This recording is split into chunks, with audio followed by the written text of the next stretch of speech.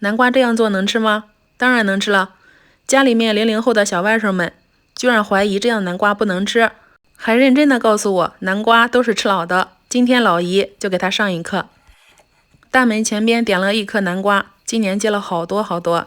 首先我们要找一颗嫩南瓜，洗干净削皮，把它切成片，尽量切的薄一些。切好后先装入盘中，等一会儿就用了。然后呢，再准备一根青椒，斜切成段，再准备一根红椒，斜切成段。最后再切点蒜片、葱花。切好之后先装入小盘中。现在起锅热油，先开小火，加入一把花椒，慢慢炸至花椒里面的香味完全出来，炒至褐色，把它捞出来。